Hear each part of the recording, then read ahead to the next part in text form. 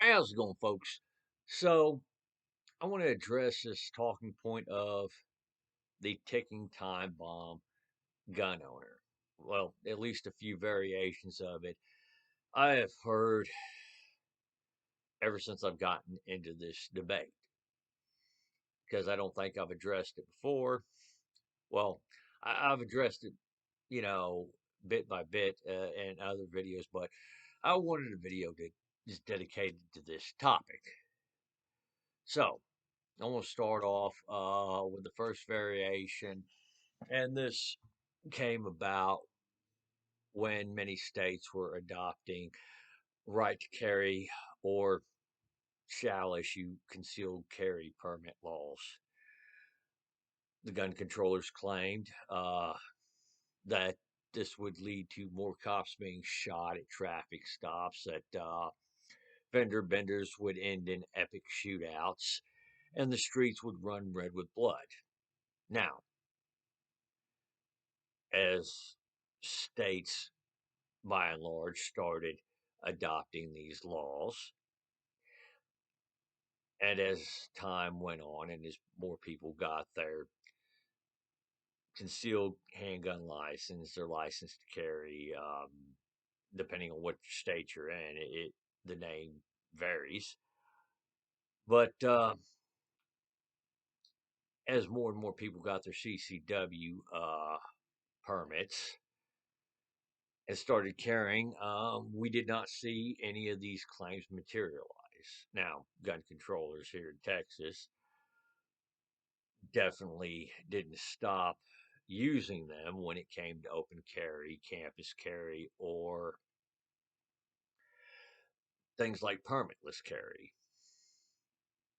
But again, these people aren't swayed by evidence. So, with that being said, we can see where that variation of the talking point is absolutely incorrect. The next one is I'm going to talk about with is the mass killers, gun controllers. Their narrative, at least some of them, have this narrative that well, the reason why mass killings happen in the U.S. is that these mass killers simply snap, and because they can just go to the gun store and buy a gun, or they already have a gun, that they just go and take their rage out on people at random. Well, here's the reason why this argument is not true. If you start looking at these spree style killings, in many of them, you see a number of indicators of planning. One, the fact that these people exclusively seem to pick gun free zones and other places they know that people are going to be far less likely to be carrying is a massive indicator of planning.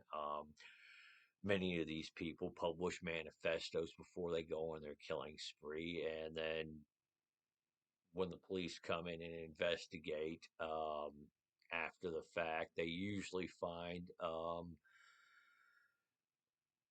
varying degrees of evidence that these mass killers took weeks, months to plan out their mass killing. So, if they're taking weeks or months to plan out their mass killing, it's not that they just simply snapped and just uncontrollably started killing people. So, there's where that variation falls on its face. The next variation, they'll make the claim that most, if not all, the murders in the U.S. involving firearms are people who just simply were having a bad day or got looked at the wrong way and they just pulled their gun out and shot somebody.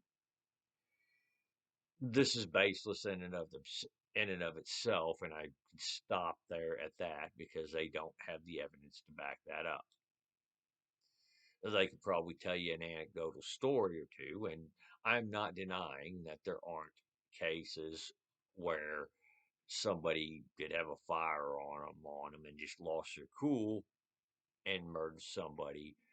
But the idea that this is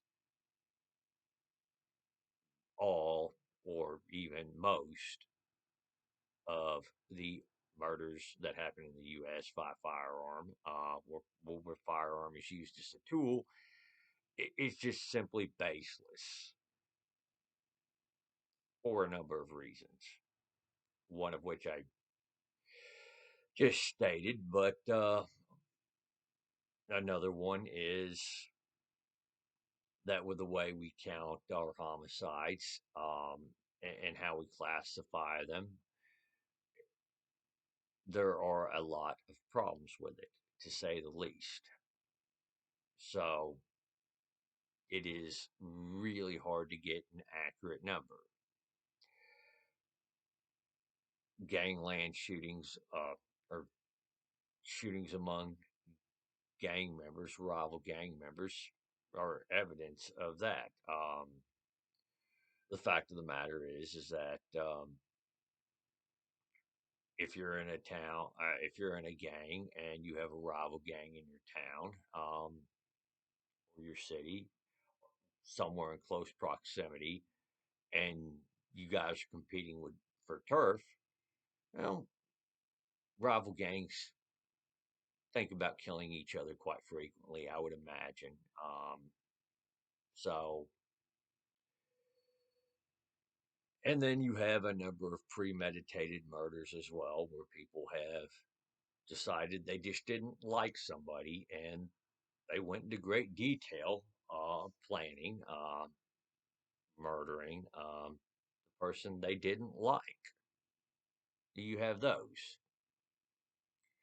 And even with the cases where it seems on the surface that it was a heat of the moment killing, such as two neighbors getting in an argument, one pulls out a gun and shoots the other, it does beg the question of, okay, was it really a heat of the moment killing, or has there been something going on between these two neighbors for quite some time?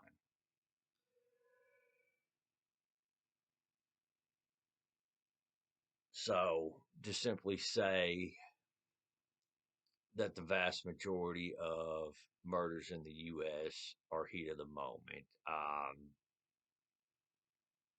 it's a claim that does require a lot of evidence that the gun controllers just don't have. So that covers it on homicides. Now, there is another variation, and that is that, well, people or gun owners in general are just ticking time bombs. And, well, if that person has a firearm, they can just easily pull it out and both can and will pull it out and just shoot the person they're mad at. And the basic math right there shows that claim falls on its face.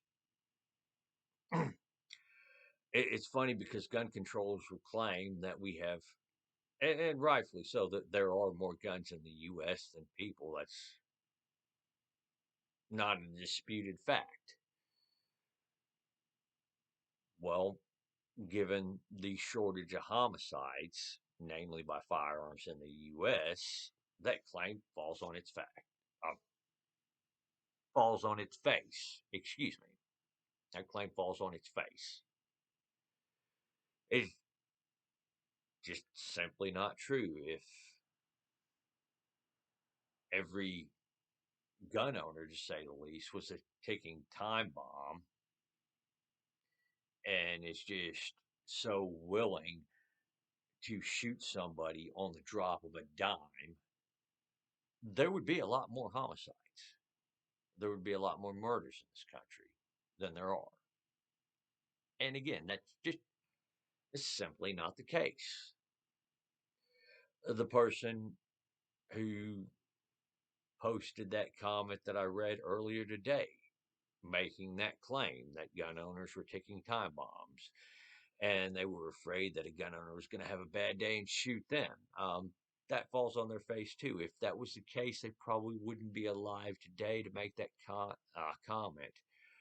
Our country would not have the population it does today if that were true.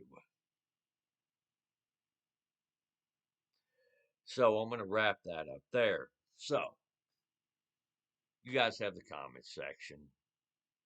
Comment on your opinion.